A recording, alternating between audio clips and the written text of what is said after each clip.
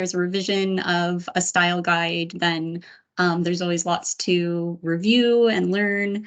And, you know, for me, I'm even updating this presentation, even if there hasn't been a revision, because maybe I've learned something or I've understood something differently. So that's what I try to do, even when there's not a revision. And that's just to, you know, let everybody know that it's okay to learn it over time. You don't have to memorize it all at once. Anyhow, thanks everybody for being here. And I'll get started because there's a lot to cover. So we'll talk first about the purpose of APA style and the various components. And then we'll go on to formatting a title page and headings, reviewing, paraphrasing, and quoting in APA. Of course, what you're all waiting for, the essentials of citing and referencing, and also using resources to find answers to your APA questions. I'll be talking about that throughout. And if you observe my APA style throughout the presentation, you might learn a couple of extra things. So we'll start by going over the essentials of formatting. So after discussing the purpose, we'll cover title pages, abstract, headings, and figures and tables. And the handout that Crystal will be sending you lists the sources and tools that you might want to review, like some sample papers. So why would you have to use APA style? Well, first of all, APA stands for American Psychological Association. And this association has put together their own guidelines on formatting in order to provide a standardized way to format documents in psychology and many other fields of study. So this formatting could apply to journal articles, student papers, and, you know, because it fits both, it's flexible. The content can even be a variety of things: methodological, theoretical, case study. They've really tried to make it a flexible style so that it will fit all these different types of academic papers that you'll find in, say, health disciplines and social sciences. And the rules are based in part on readability of the text. So APA has also placed a lot of emphasis on accessibility in APA 7. Just to give you an example, APA accommodates sans serif fonts like 11-point Calibri or Arial. These are more universally readable. The preference for print work used to be only serif fonts like 12-point Times New Roman, and now both are acceptable. Here's what a sample title page looks like. So I'll point out a few things. Student papers no longer require a running head. Now double check if you're working on your thesis or dissertation, or maybe a paper that is intended to go for publication. Then you might need to include a running head, but for most students, you won't have to do that. And that's the text that used to be at the top of the page. However, we do still have a page number in the upper right-hand corner, and you can see that the title page is actually page 1. And you'll also notice that the title is centered and bolded, and it also uses what we call title case capitalization. So all the major words, nouns, verbs, adjectives, and any word 4 or more letters will be capitalized. You can see all these capitals here. Articles and short prepositions like the, or you can see here for, will be lowercase as long as they're not at the beginning of the title. Another thing about the title is you'll see it's 3 or 4 lines from the top, and there's also a line after the title. It's bringing emphasis to the title, just like the bolding and the centering. So remember that you want that title to stand kind of by itself there. Now, this other stuff you can kind of think of as the publication information. That's how I think of it. Your name, your department, your course, your professor, and the date that you submit the paper. That would be kind of like the information that you would see on an article that you're researching. You would see the authors, you would see where they're from, and you would also see the date of publication.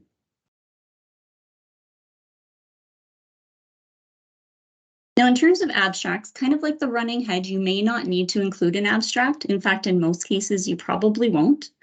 But again, you might need to write an abstract for a long paper, like a thesis or dissertation, or if your professor asks for one. The purpose of an abstract is to summarize your paper after you've written it. So this means you'll want to focus on the material that you've written to give potential readers an idea of what to expect and whether the paper is relevant to their research. So if you can imagine it being published, this summary would tell potential readers, is this something that will help them in their research? A general rule of thumb is not to cite others in your abstract. It's all about your paper. Now, the abstract comes at the beginning of the paper. It's page 2. And one thing that you'll notice about an abstract that's different compared to the body of your paper is that the first line of the paragraph is not indented. So there's an odd little exception there. All of the other paragraphs of your paper, the first line is indented. You can see here that the heading is also bolded and centered like the title was, and like other level 1 headings will be that you'll see. And so moving on to headings, I mentioned level 1 headings. And basically what that means is bolded and centered. It's the main sections of your paper. So similar to the title, always bolded, centered, and even also the title case with all the major words capitalized. Why are there all of these levels? 1, 2, 3, 4, 5. Well, sometimes if you're writing a very long paper like your dissertation, you might need to break long sections into smaller sections. A section may have subsections and sub-subsections. An example might be, a literature review where you're breaking it into different themes. You're breaking the review into different themes to draw attention to different ideas that came out in the literature. So in that case, you would use headings. I'll just note that you don't want to use an introduction heading. You'll actually repeat the title of your paper on the first page of text. Again, bolded, again, centered, and title case heading.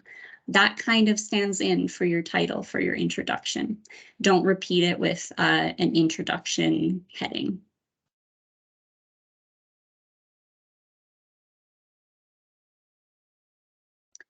Okay, so when it comes to figures, you might have already noticed how I've been presenting my images or figures. They're numbered with a bolded figure number at the top, followed by an italicized title in title case. And, well, I didn't have room to put it underneath, otherwise this would be too small. But usually underneath in your paper, there might be a note. You need to give a note if, for example, you took the image from somewhere else, like I did. I took it from APA.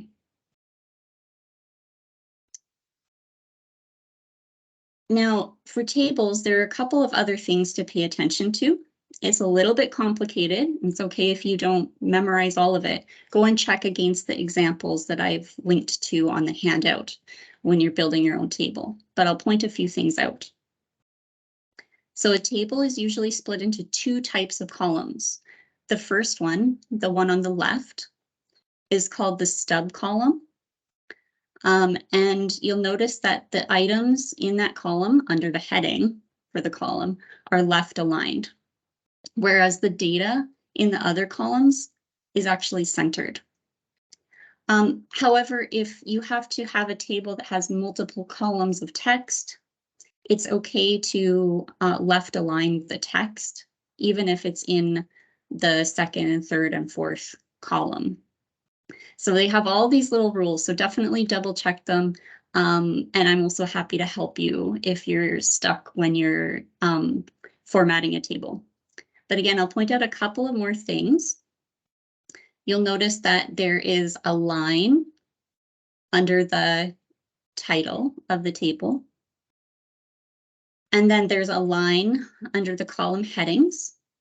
And there's a line at the bottom of the table. Then there's the note. There's another interesting thing about this table. There are no vertical lines. So APA tables do not have vertical lines. That's something to remember.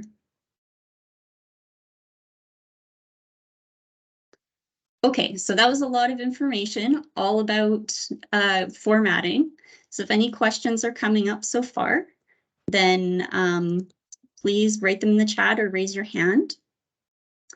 I can start by trying to answer your question, Tara.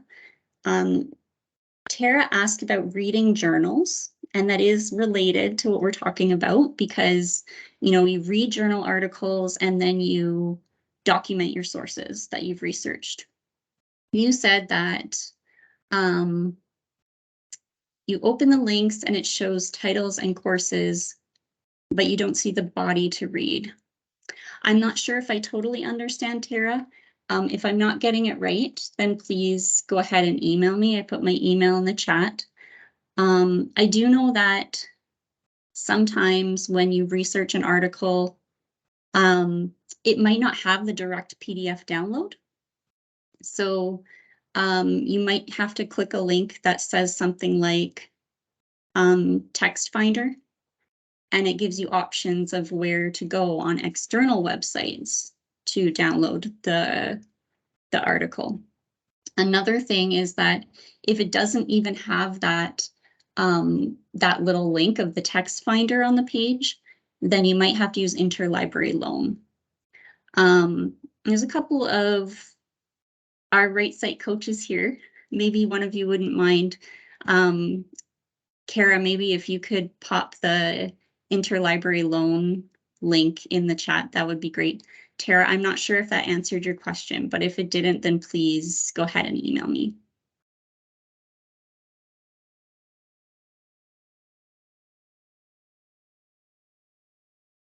Thanks, Kara. Ray asked, are there online templates available for tables?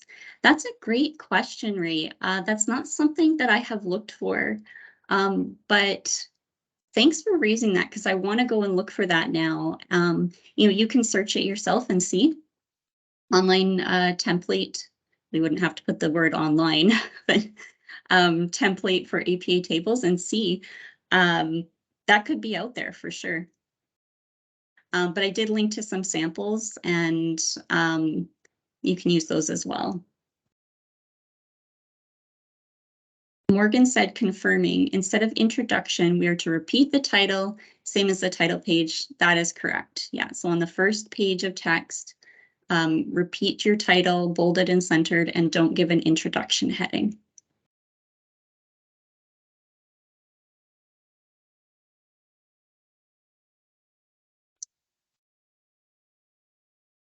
Hafiza said that they have a question regarding writing an assignment in APA format. So go ahead and type out your question, Hafiza, or you can raise your hand if you'd like to talk. But we've got lots more to come, so you might find that I'll answer your question in the later slides. Oh, if you have a short assignment, like a 2-page assignment, how could you write it in the same way? Well, you can give a title page. You can put the title of the assignment at the top of the first page of text, and you give a references page. So all of a sudden, a 2-page paper becomes around 4 pages because you have a title page, your text that's 2 pages, and a references page. It's totally valid to use this style for short papers as well.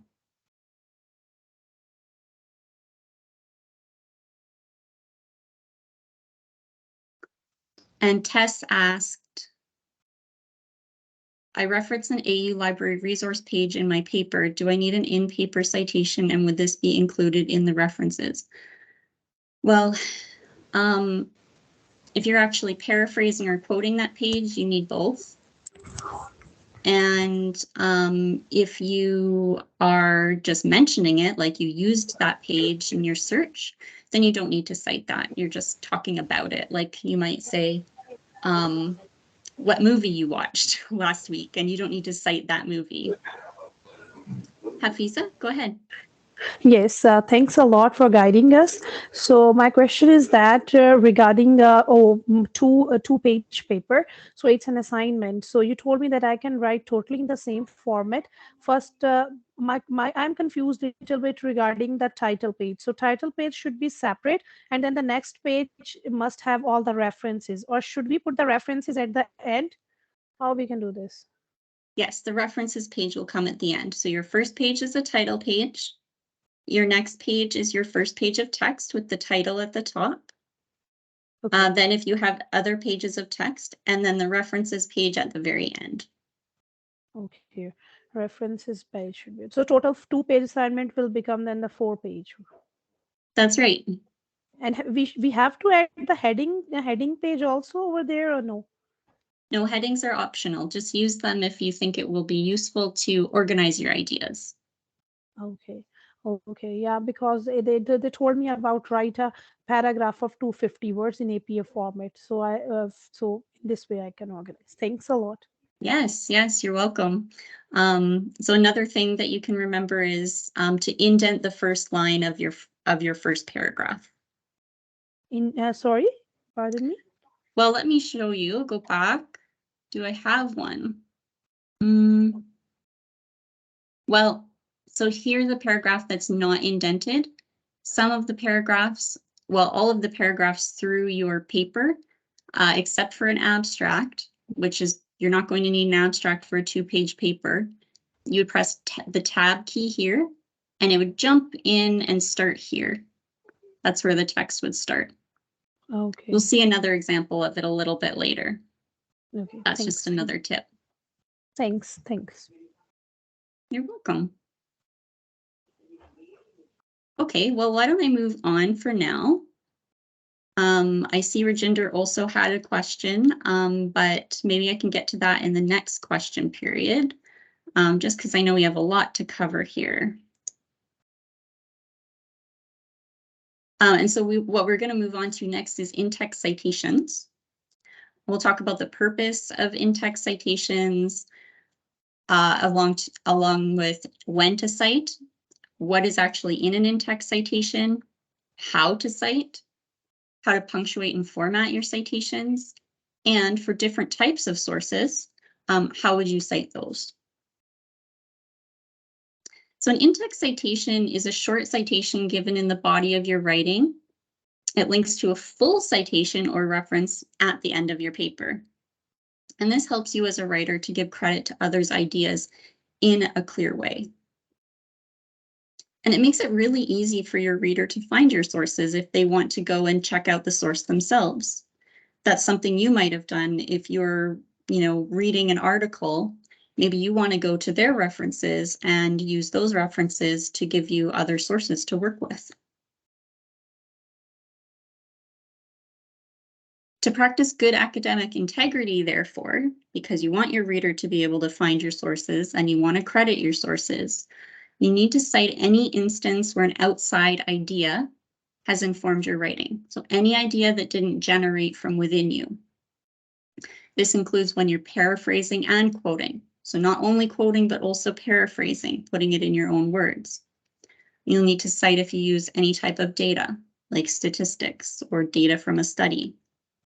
You'll need to cite if you are reusing a table or figure from an article that you found. And if you adapt that table or change it in any way, then you would state that you are adapting it. And as a rule of thumb, I would also recommend citing free or Creative Commons licensed figures as well. Even though technically some of them are attribution free, technically legally don't need to be cited, I would still recommend it. So when you're writing a research paper, you'll be citing a lot. You'll cite anything that is not your own point or argument, anything that's not your own analysis or explanation. Now, argument and analysis are just as important to include as evidence from sources, but make sure that you cite anything that's not your own idea and voice.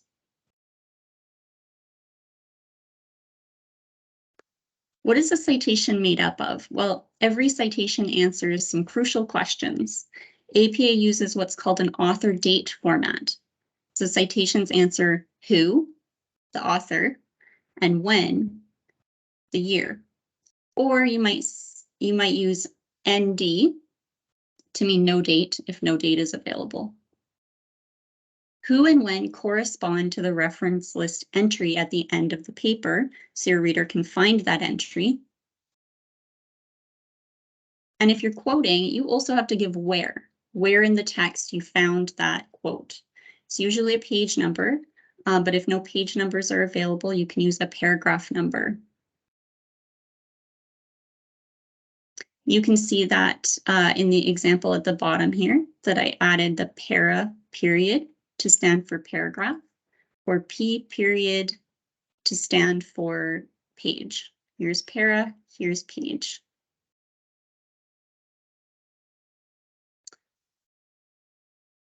And you do have the option to include a page number or a paragraph number if you're paraphrasing, but you must include it for quotes.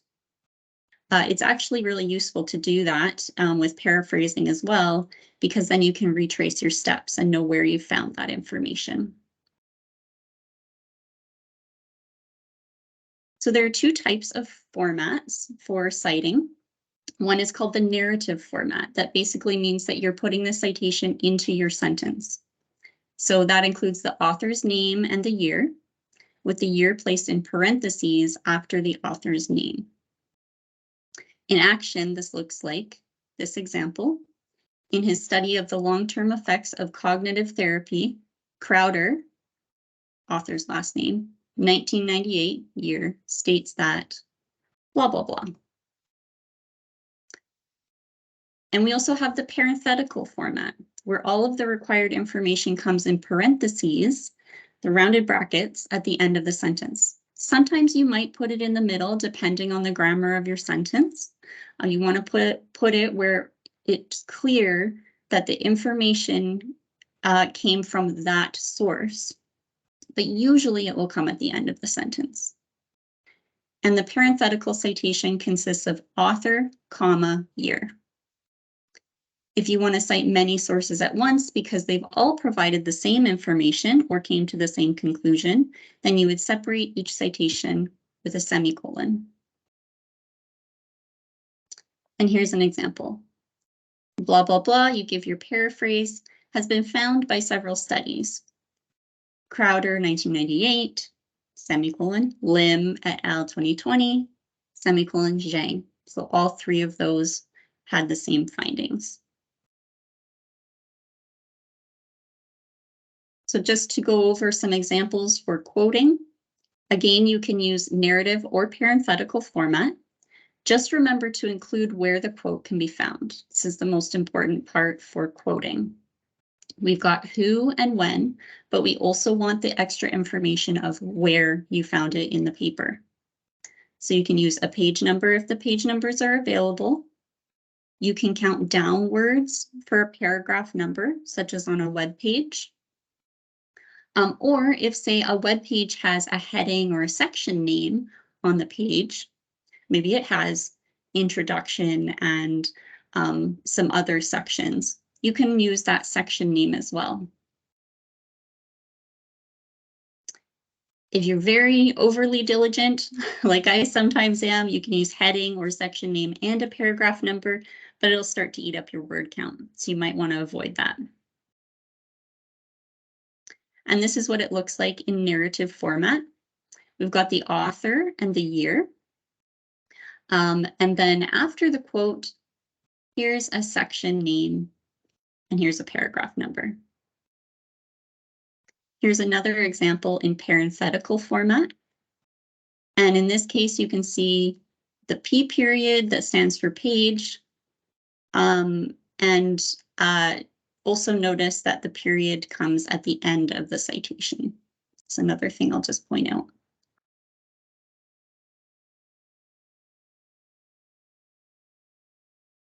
Okay, now this is what in-text citations look like in the body of your text. First, I'll just point out that this was the indentation I was talking about. So this is the first line of a paragraph. So you'll indent that with the tab key on your keyboard. So for your citations, looks like here we've got lots of parenthetical citations, like Armstrong, 1998, page 1223. The author, followed by the year, followed by the page number, all in parentheses at the end of the sentence. We do have one narrative citation.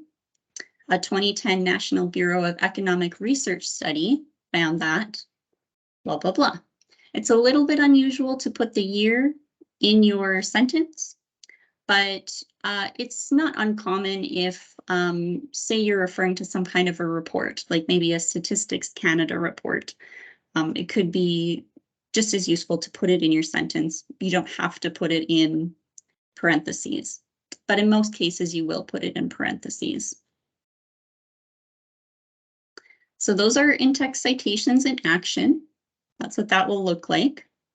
And if you want to look at this sample paper, then follow the link that I have on the handout that Crystal will be sending you.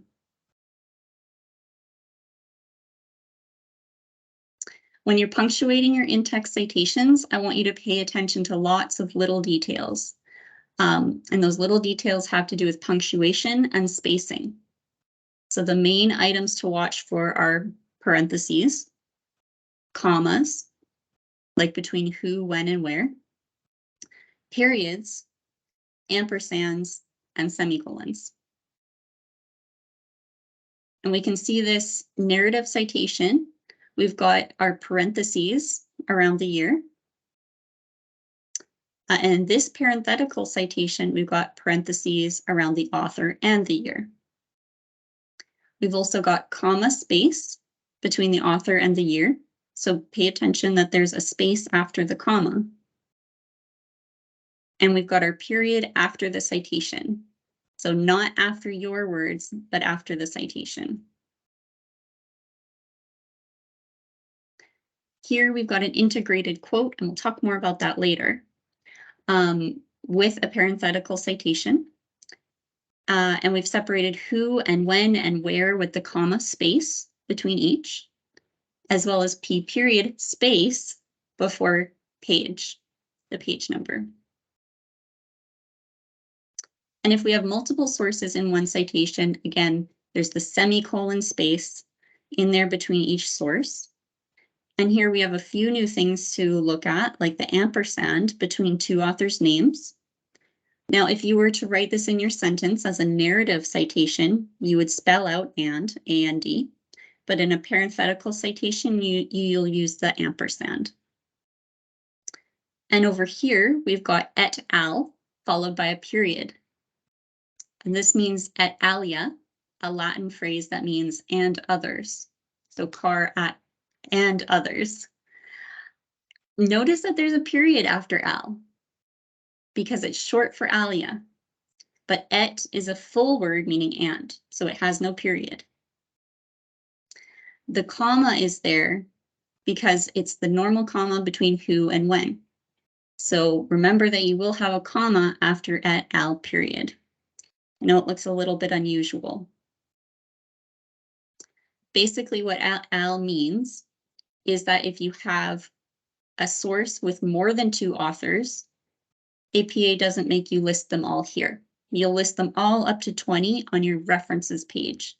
But in your text, you only have to list 2, like Joseph and Handy. Otherwise, you can use et al period.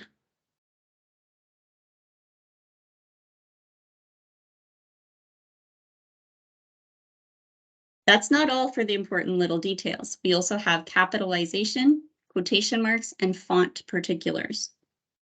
I know there are so many things to remember, but I wanted to emphasize that you can go to the APA Style website and the Purdue OWL website to double check the details.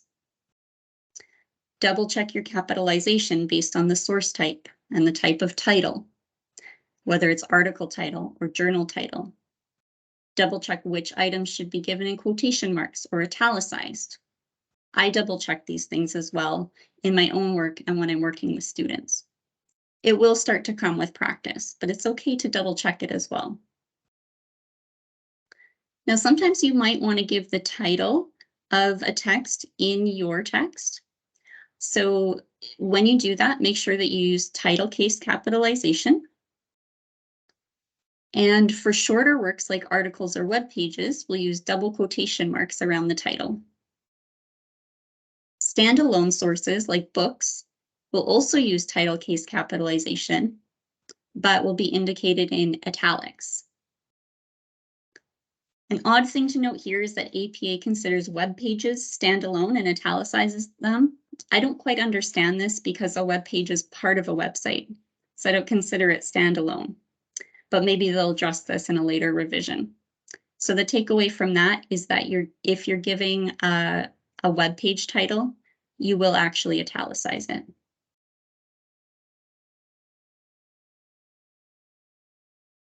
Now, a common question is how to cite a source when you're summarizing or paraphrasing it for several sentences in a row.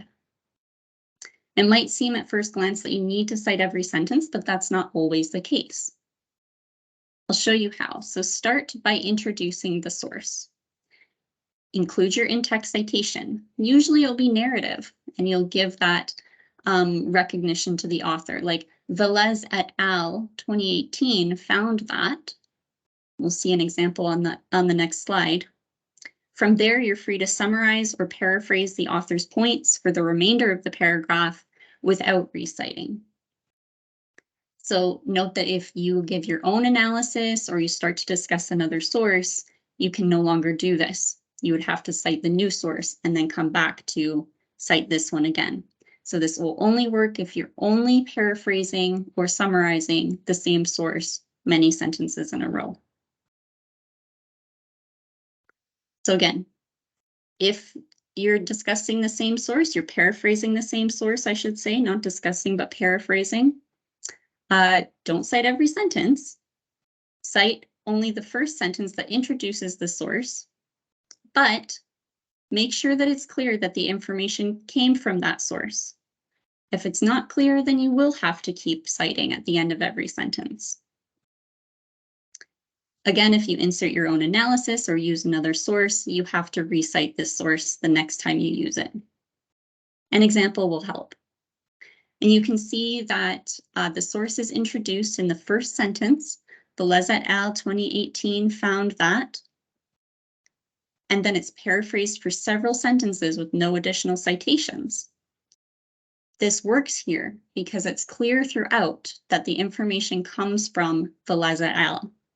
The paraphrase continually discusses the findings of the source, like you can see circled here.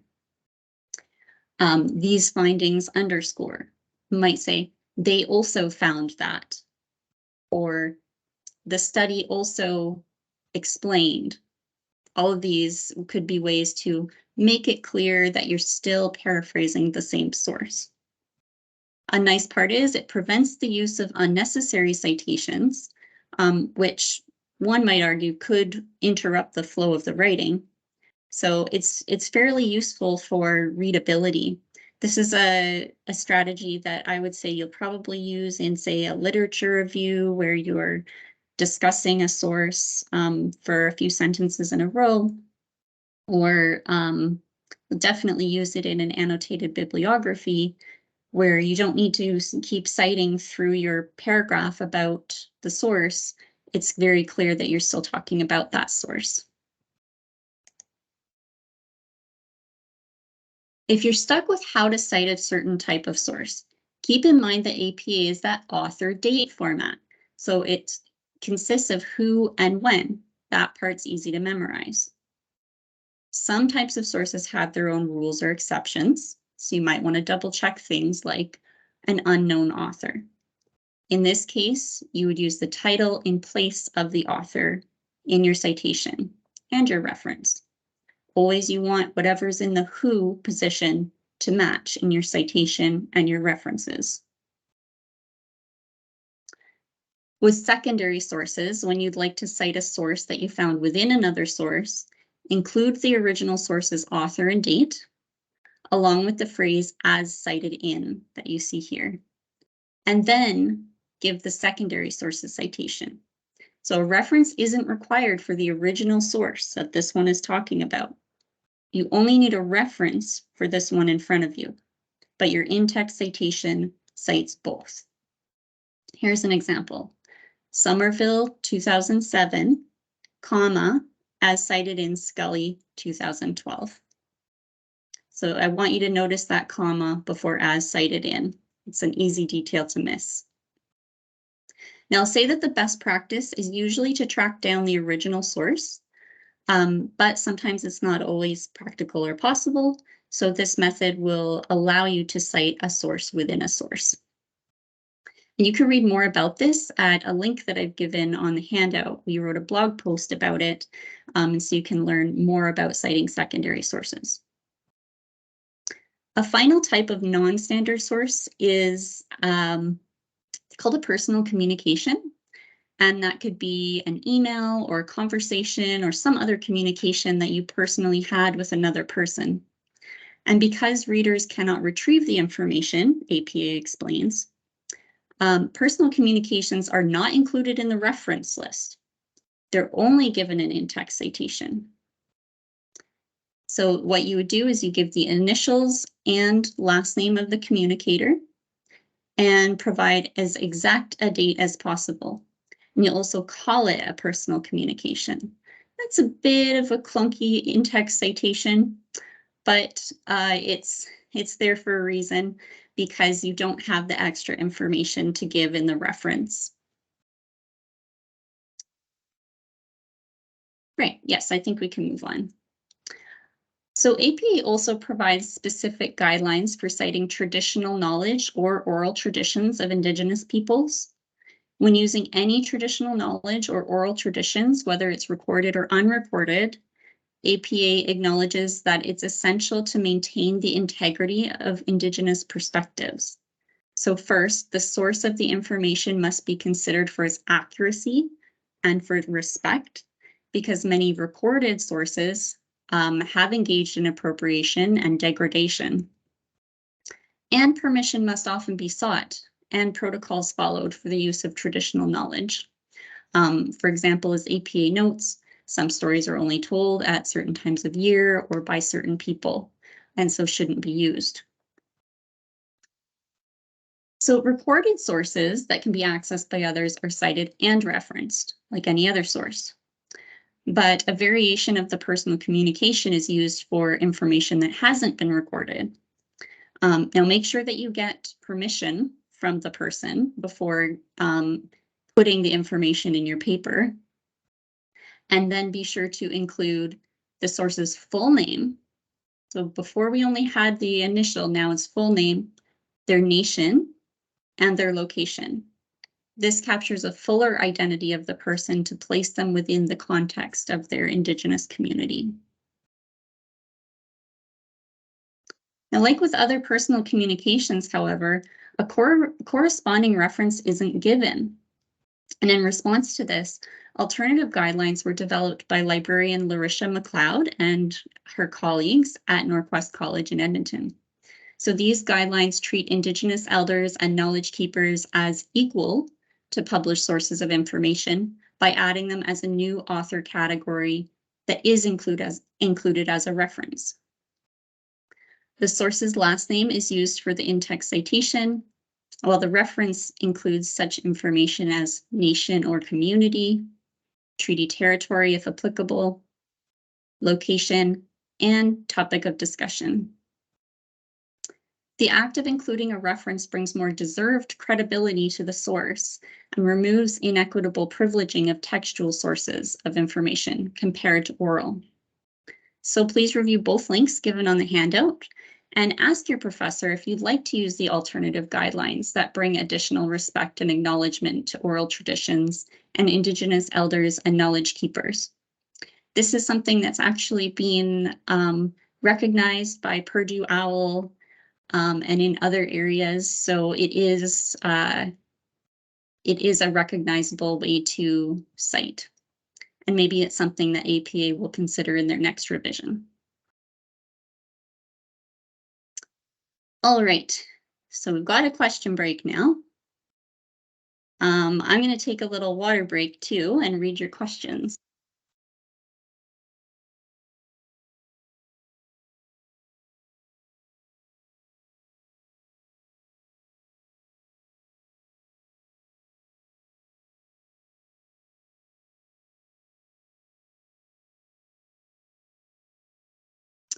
Okay, so Rajinder asked how to use the library resources. I'm not exactly sure what you mean by that, Rajinder. So maybe you could give a little bit more information in the chat. Let's see, Andrew asked, can APA be formatted to resemble various types of other essay formats? No, so what you're talking about, Andrew, Andrew mentioned Chicago style. It has an APA-like format. Actually, what you're talking about is Chicago is, it actually has two types. One is an author date format, and one is the footnote format. So the author date format of Chicago looks quite a bit like APA, but it's not exactly the same. And no, APA only has the one style. Tyler just wanted to confirm, when citing a quote, a page number is always required. Yes, in APA, that is correct.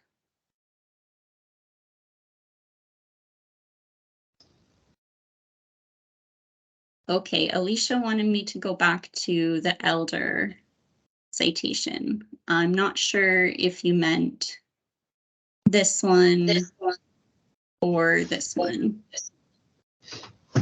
But please also check the links on the handout. I gave a link for both of these, the APA specific guidelines and then the alternative one.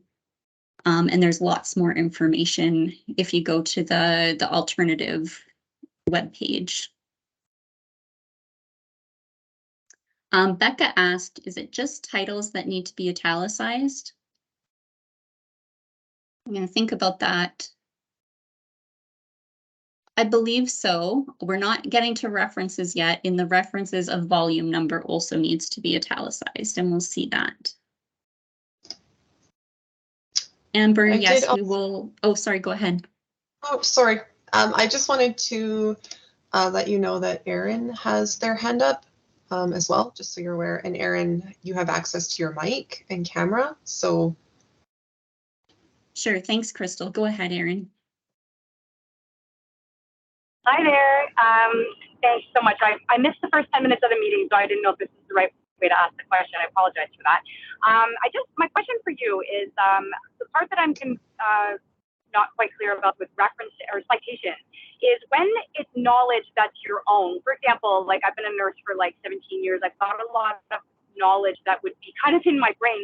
And if I want to put something down that I have learned over the years, do you still have to back that up with reference material?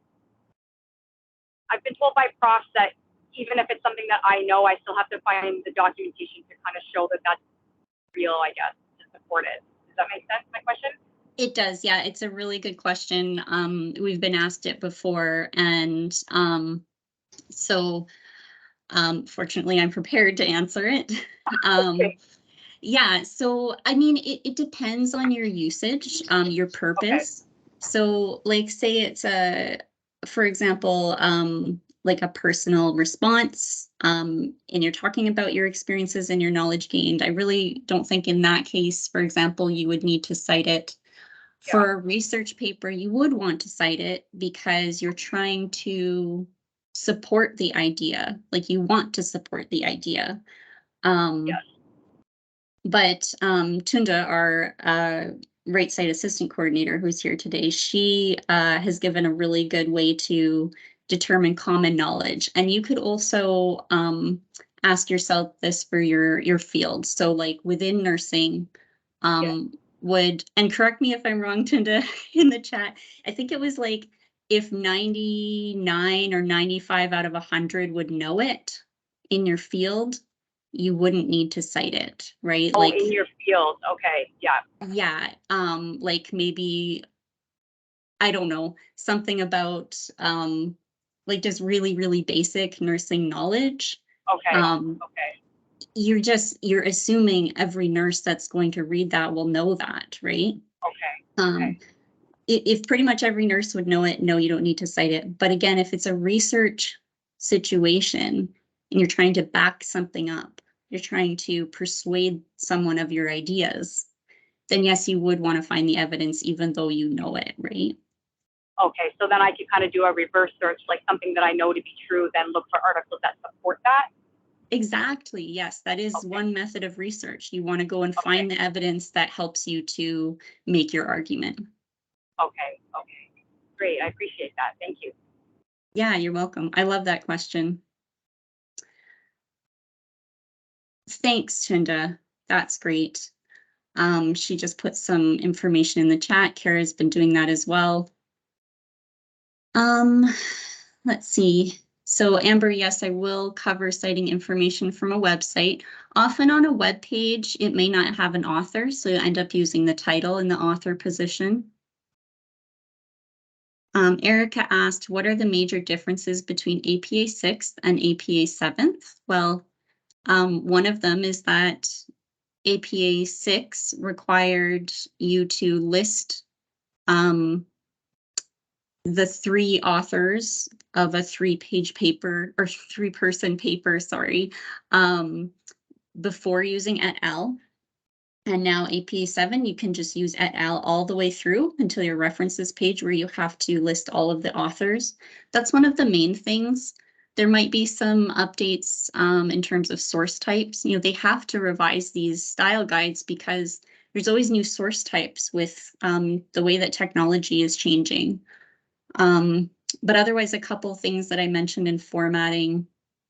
Student papers no longer require a running head. That was one of the major changes that I think many students were very happy for because the running head is kind of hard to figure out on Word. Those are a couple of the major ones.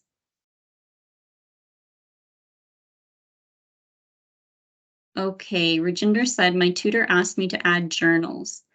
Yeah, so, you know, on the library website, Rajinder, there's a tab. If you go to the main library page, there's a tab that says journal search, and you can actually search to find journals in different fields or journals that have different text in their titles. So that might be something that you could do to find some journals.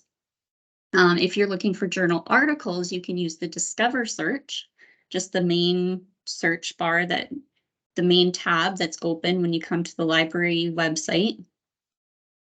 Type in your topic, your search terms, and then when you go to the search, you would click that you want peer-reviewed and journal articles only. You would filter out the books and the news articles and things like that. So there are always options on the side when you go to the search page, and you can choose what you want to find journal articles.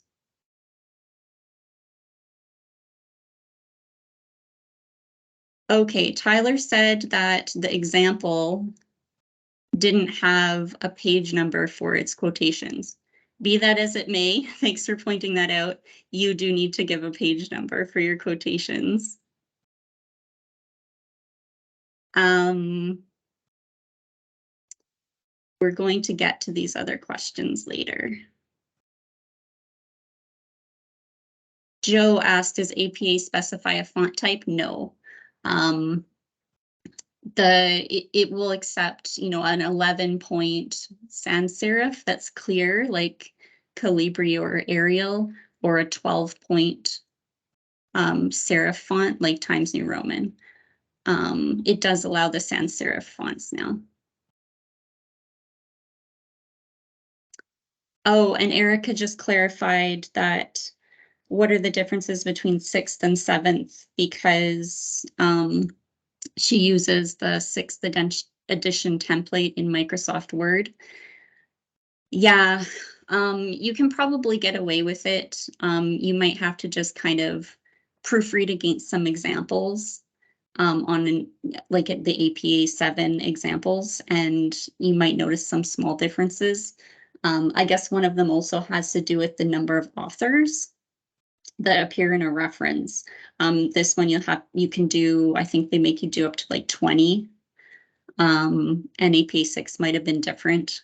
But it's also an easy search you can do online, and you will find a list probably even on the APA website.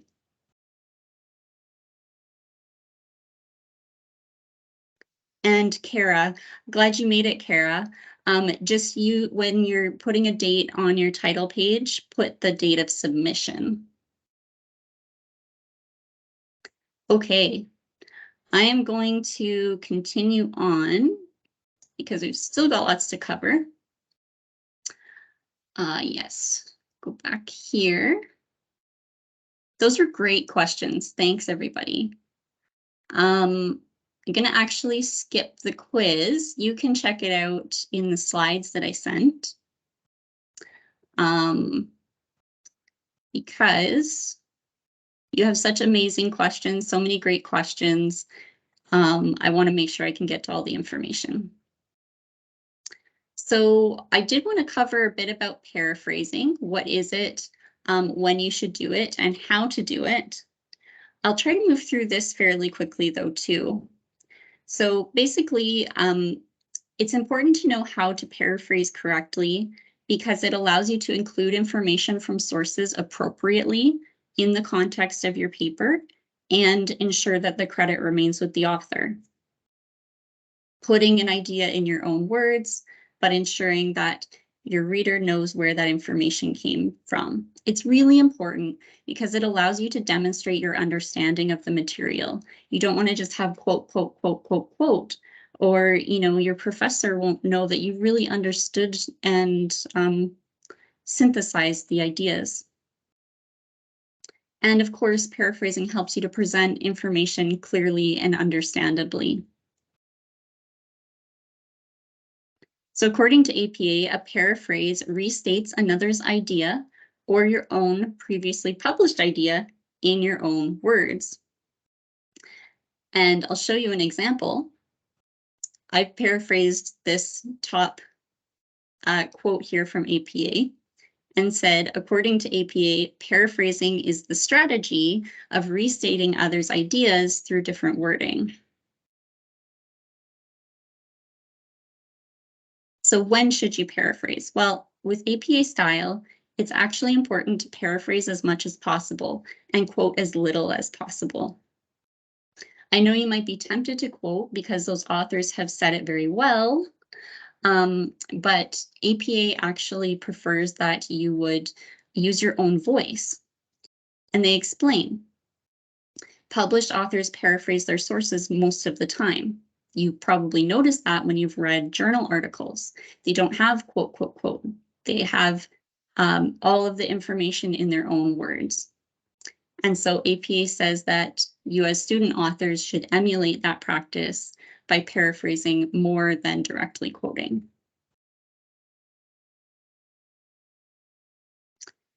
And so for the steps for paraphrasing, if you're not sure how to put something in your own words, well, the first step is to read, of course, reread as well, and ensure that you understand it. You won't be able to paraphrase it if you don't understand it.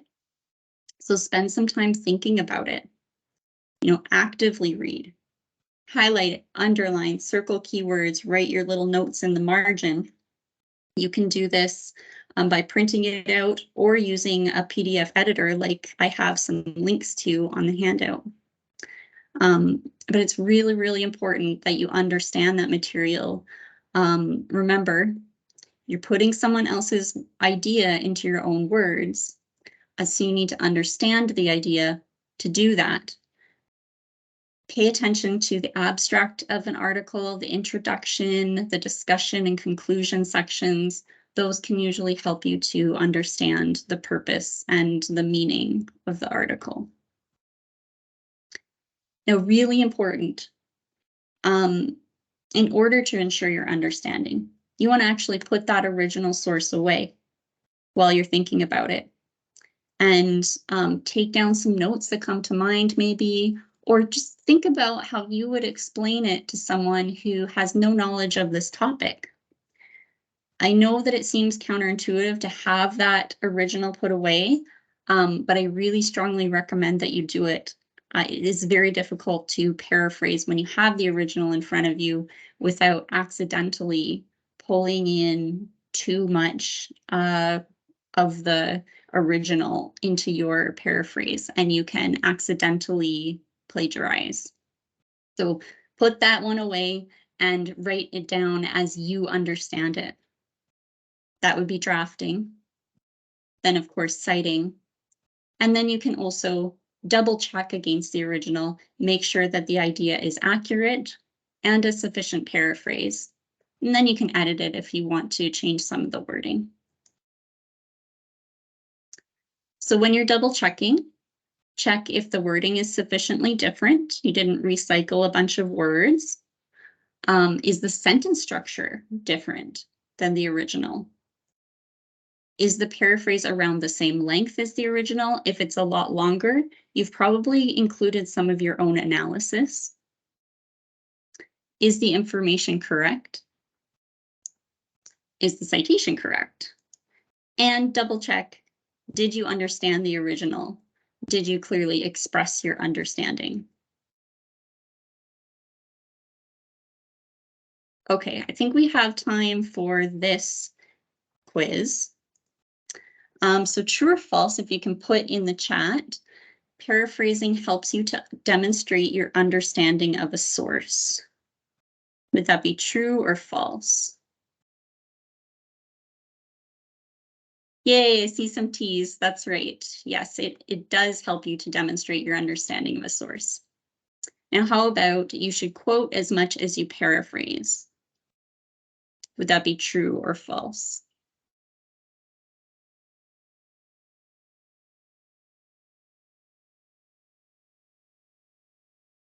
In APA style, you want to paraphrase and quote as little as possible. What about you should always paraphrase without the original source material in front of you? Is that true or false?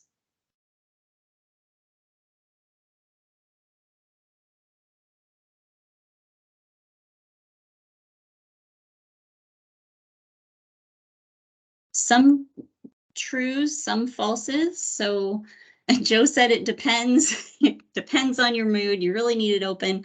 If you can, put it away. Don't have the original source material in front of you. Otherwise, you might accidentally plagiarize if you have the article here and your Word document here. Okay. Gonna see if we have time to do, I think we have time to do one challenge here. Okay, so which is the effective paraphrase? Here's the original. As Hutchings puts it, through the process of referencing, one can align with or distance oneself from others, and thereby distinguish one's own point of view. So she's talking about citing and referencing, what the purpose of it is. Really interesting there. So would this be an effective paraphrase? Hutchins, 2003, describes the process of referencing as a way to distinguish one's own view by aligning or distancing oneself from other authors. Is that the effective paraphrase? No. Yeah, you're right. That's not the effective paraphrase. It uses the exact wording throughout. And the narrative citation also includes a spelling mistake and the wrong year. So that just doesn't work either. What about Hutchings, 2013, describes referencing as a way for an author to show that they agree with the work of other authors? Would that be the effective paraphrase?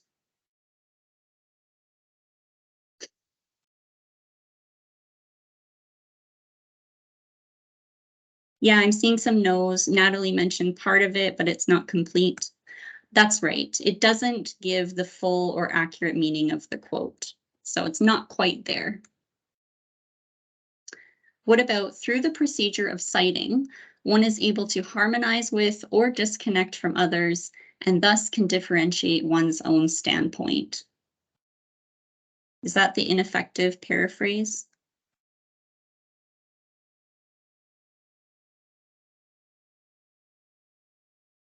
Andrew mentioned there's no page number.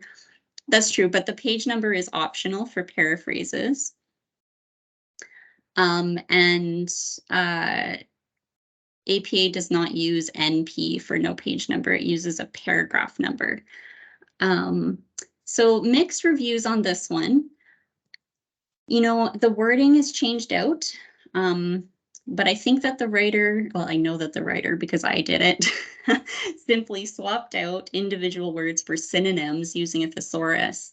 The sentence structure is exactly the same, and the word choices that I chose actually could change the meaning of it. So that one's not quite effective either. But D is the last one. So do you think this one is effective? The referencing process allows one to align oneself or conversely to distance oneself from other authors.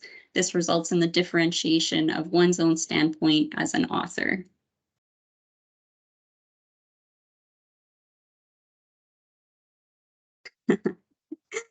Yes, yeah, it is. I'm noticing that more the citation should probably come here at the end of the first sentence. I'll have to change that for my next version. But yes, that is the most effective paraphrase on this slide.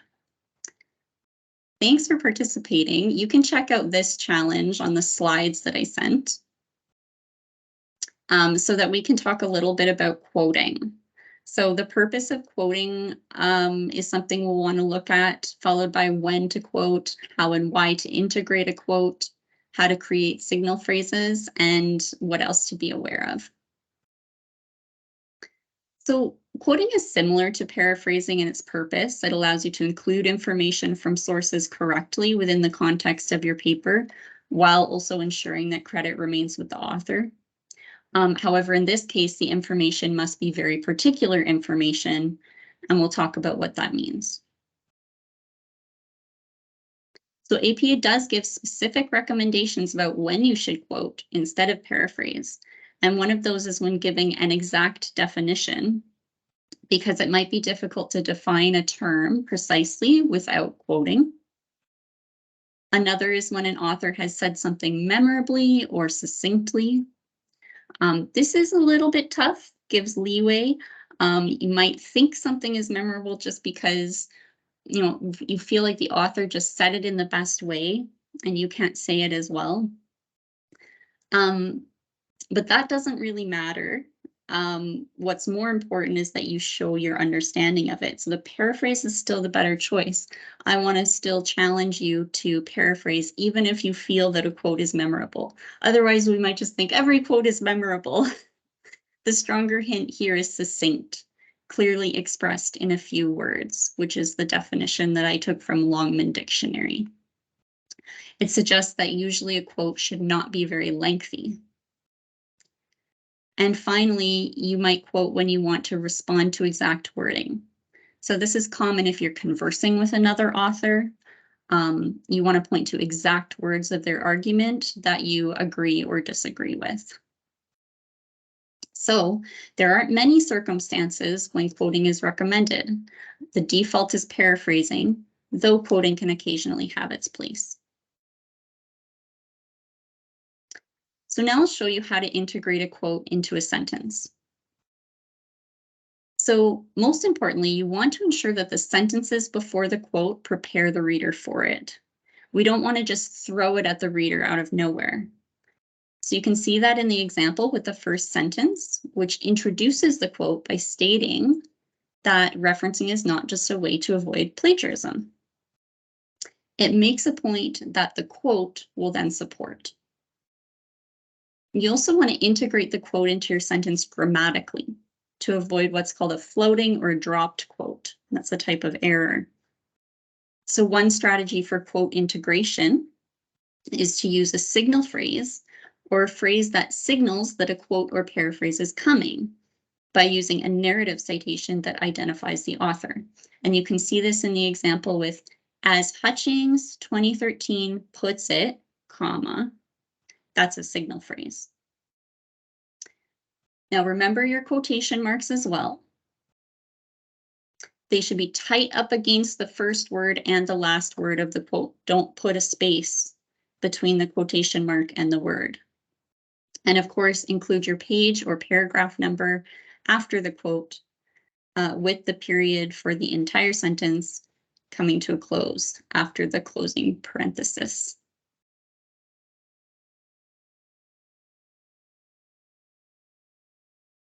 And so I just want to give you a little fun fact here, which is that to fit the quote within the grammar of your sentence, APA actually allows you to change the capitalization of the first word, as well as the punctuation that ends a quote.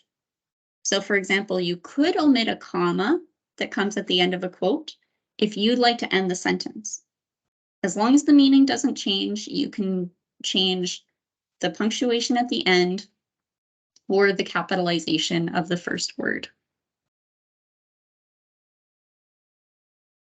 So as we discussed, a signal phrase identifies the author and the year, but it also includes one more special thing, a verb, an action word that shows the relationship between the author and their statement.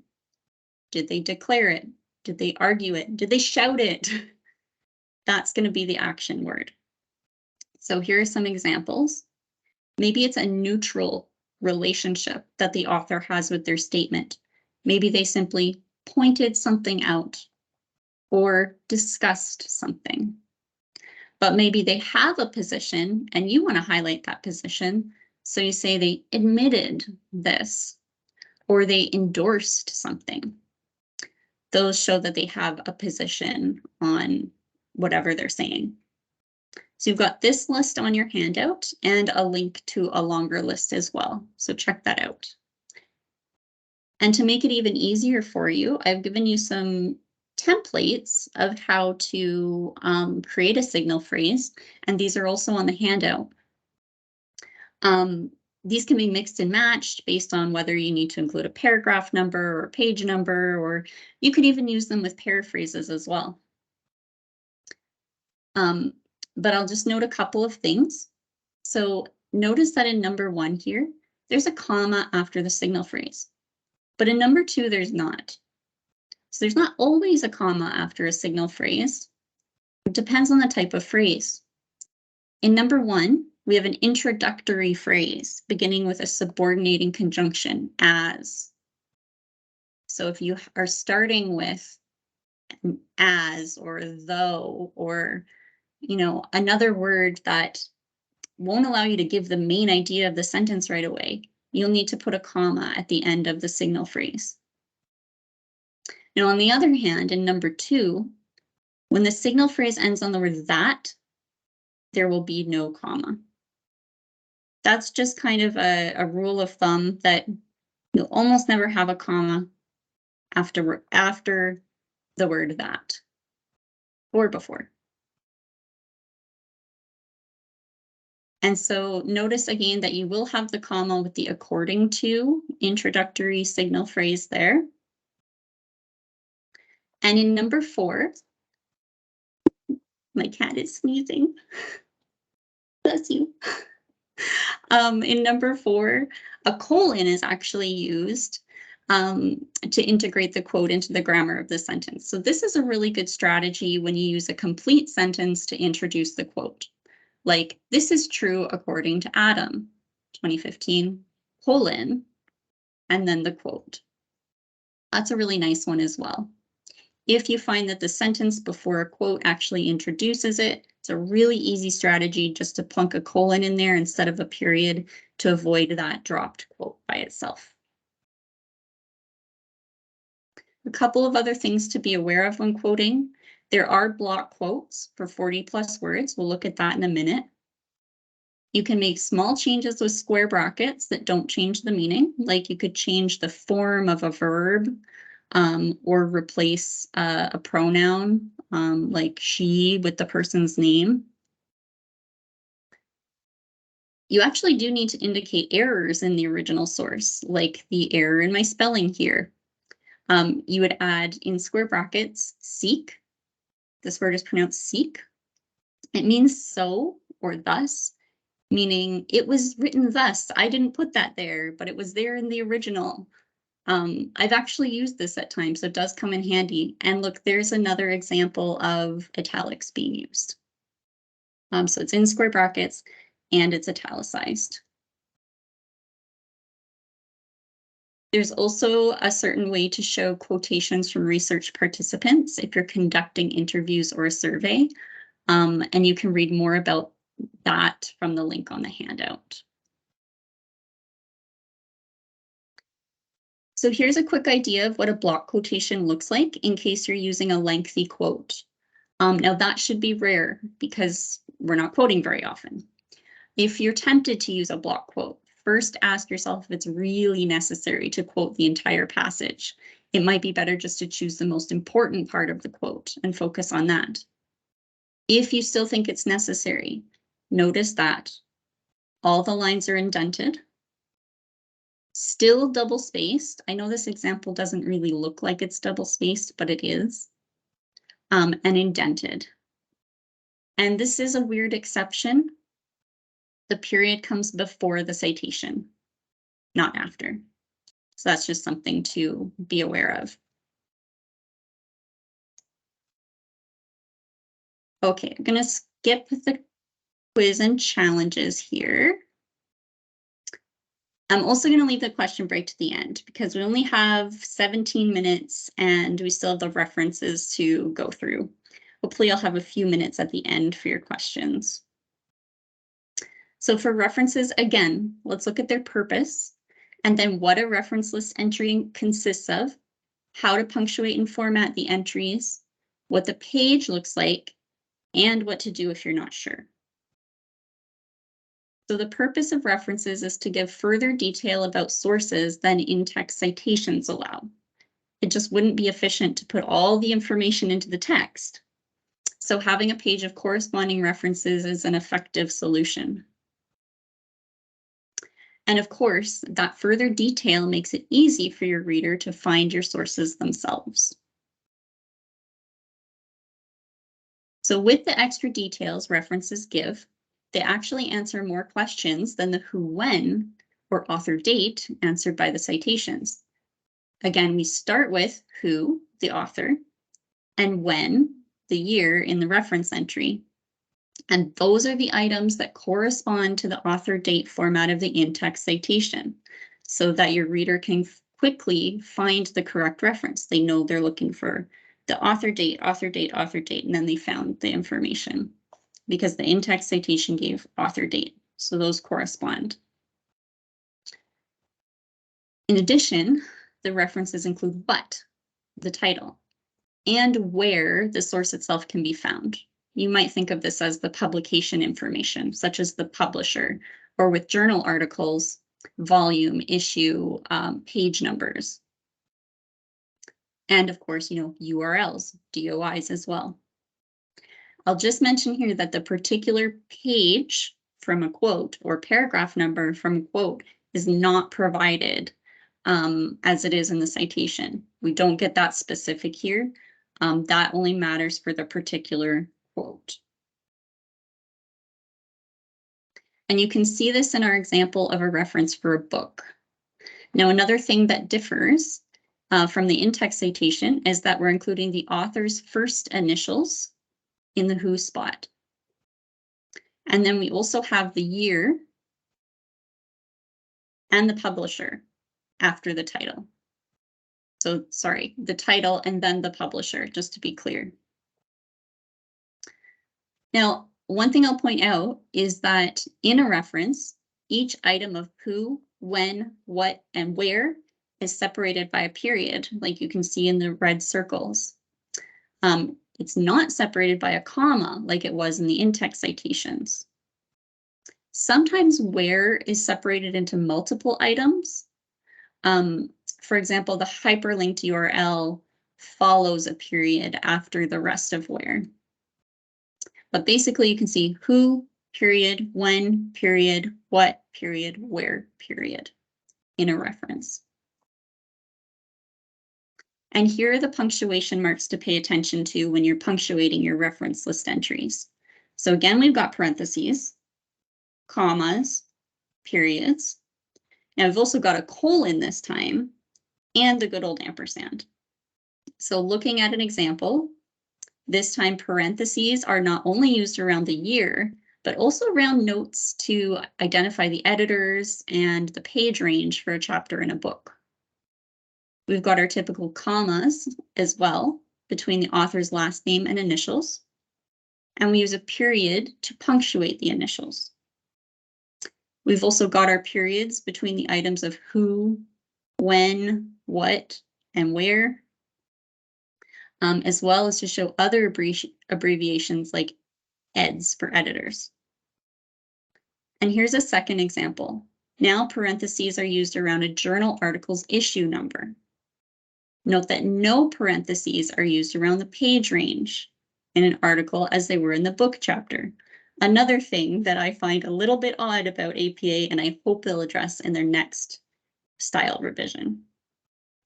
And notice the comma between separate author names, even two author names, which is unlike the in-text citations, which only contain the ampersand or and between the author's last names. And sorry, I'm not sure. Okay, that's the one I want to be on. Sorry about that. So notice that the comma is before the ampersand, even when you only have two authors. And we also have commas between the different sub-elements of where, including the journal title in italics, the volume in italics, and the issue in the parentheses. Then the page range. And finally, I'll point out that there's no period included after a URL or DOI, and the URL or DOI should be hyperlinked. I'll give you a little hint here. All you have to do to create a DOI, maybe you have the number and you want to hyperlink it. All you have to do is add https://doi.org/. If you just have that number, you can hyperlink it by adding this. They're all registered with doi.org, so that's why that will work. Now you'll also want to pay attention to spacing, capitalization, font, and alphabetization. And in this first example, notice that you always want a space to come after a period or a comma, like with the author's name. See, there's a space after the comma, there's a space after the period, space after the period. I know spacing seems like a picky thing to pay attention to, but if there are things kind of jammed together, it can make an impact on the professional look of the paper. And for capitalization, remember how we used title case capitalization for article titles in text? The opposite is true for the references page. Now we're using what we call sentence case, capitalizing the first letter of the title and the subtitle, the T for the there, as well as any proper names that are included in the title, but the rest is lowercase like a sentence, the greatest comic book hero ever. Also notice that the title case capitalization is used for the journal title, P and C.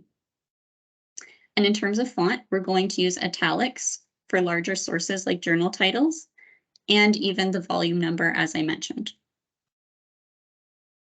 And looking at the second example, the title of the book is in italics, just like it was in text. However, in contrast to the journal title, the book title is in sentence case, with capitalization only at the beginning of the title and the subtitle, or used for proper nouns. A subtitle is the part of the title that comes after a colon.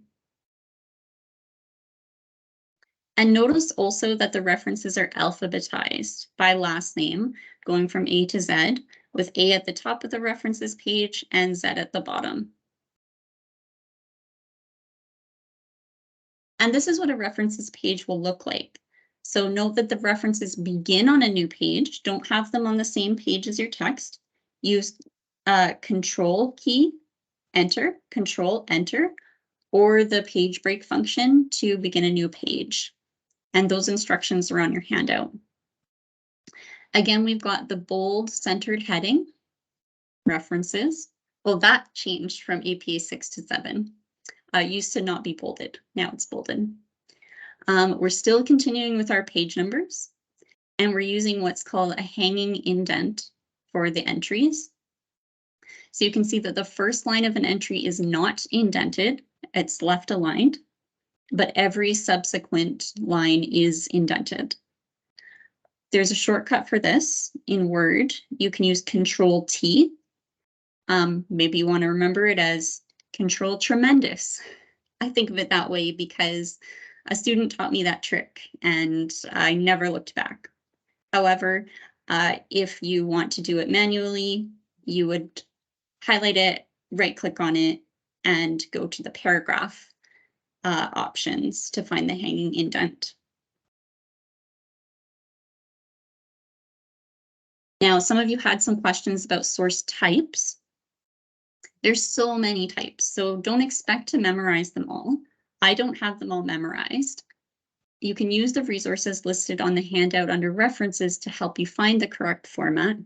And once you find an example, pay attention to the different elements we've talked about, like what punctuation is used, where it goes. What you can memorize is the basic format of who, when, what, then where, separated by periods. Some sources will be unique and you won't be able to find an example that covers it exactly. I'll just say, maybe it's a music album, and there could be examples out there of that. But if you can't find one, well, you need to fill in who, when, what, and where in that order. Another option is to use the closest source type you can find as a guideline. Sometimes you do have to cobble something together, and that's okay, as long as you're doing your due diligence to provide the information you know is typically required. And here are some examples of non-standard sources, and they have unique requirements. News articles and blog posts should include the month and day with the reference, year, comma, month, day. If you're using course content provided by your institution, then list the author's name if it's provided. If it's not, or you can't find the author's name, the name of the institution will do. We see this a lot in papers that come up at the right site. For example, AU students citing their Moodle content, you can use Athabasca University as the author if the author is not otherwise listed. And I believe it should be listed. You might have to do a little bit of homework. You'll probably impress your instructor if you actually put the author's name, especially if they're the author. A web page created not by an individual, but by an organization like a school, a nonprofit, or a government agency. You can use the organization name under who. Or if the author is totally unknown. I think I mentioned earlier, you'd use the title for who. And this often is the case with web pages, that you can just use the italicized title in the author position because it doesn't seem to have an author. Now, the where position for a web page with an unknown author would be the website name. So I just have an example here, inettutor.com. Nobody's heard of it. It's not a known organization, but it's the name of the website. So you'd put that in the where position followed by the URL. Okay, and the challenges are the last thing there, but I bet you have some more questions. So I will come back to the chat. Thanks, Kara and Tunda, for adding resources in the chat as we go, or answering questions. Let's see.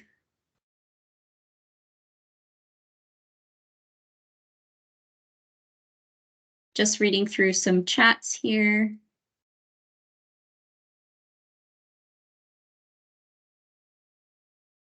Andrew suggested a strategy for quote integration. going from paraphrase into a quote to back up your paraphrased idea. That's a great strategy too. Yeah, if you begin your sentence with a paraphrase and then lead into the quote, that's a really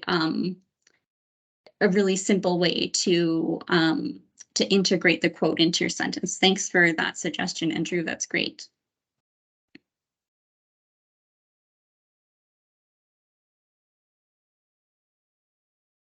Kara asked about ellipses. I'm going to have to look that question up. So maybe we can talk about that a bit later, Kara.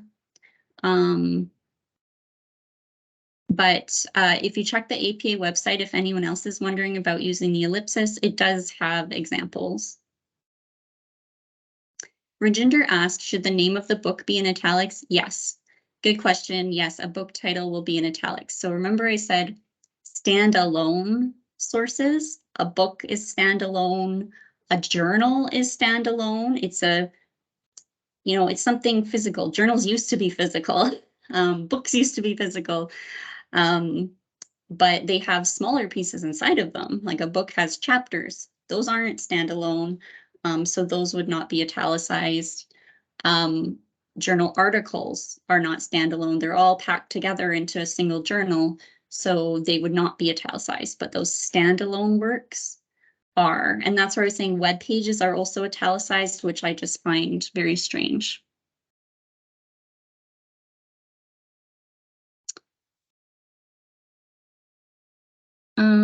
Let's see. Great comments. Kara, you put in a note from Karine. Sometimes when reading articles, it seems like the article already says all that is to be said to connect to the paper theme. I have a hard time knowing how to personally elaborate on paraphrased material without feeling like it's just filler words. Any advice on how and when to add in my own thoughts? Sometimes I feel like I have none, huh? Yeah, that's a common concern, Karine or Corinne. This is another, it kind of depends on the context of your paper and what you're trying to achieve. So for example, if you are trying to persuade your audience of something, then the material that is your own voice explaining the paraphrases is there to basically lay out the argument, lay out your case, why the reader should agree with you. So that's that example. The quotes or the paraphrases won't do all the work. You need to then explain, well, why did you choose this quote or this piece of information to present as part of your case, as part of your argument? So that would be one example. If it's, say, a literature review and you are summarizing the findings of an article, within your literature review, like I mentioned earlier, you probably want to break it into some themes that came out by reviewing all this literature. And even the themes are within the context of your topic. You chose the topic for a reason. For some reason, it was important to you. So when you break it into the themes and then you discuss it, the discussing is kind of showing the relevance of those themes for the topic that you picked. So I know it's a little bit complicated. It would be great to talk one-on-one about that to make it easier for you, but it's a common concern with students for sure. That's a really great question. And it kind of depends on the context and building your confidence in your own voice.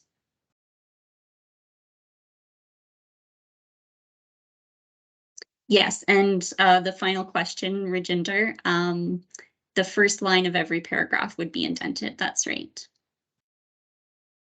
Well, thanks everybody for listening. That was really great questions. I'm sorry we didn't get to everything, but check out the slides that Crystal's sending. Yeah, thanks so much for today, Sarah Jean. I feel like we could have this webinar maybe 4 times a year. It's always there's always so many people that come out. There's always so so many questions. So it's great. Thank you everyone for the engaging session today. Thank you, Sarah Jean. And I have already sent the slides, so everyone will have those as well. Thanks, Crystal. Thanks for hosting. Thank you. Bye, everyone. Have a good afternoon. Bye, everyone. Take care.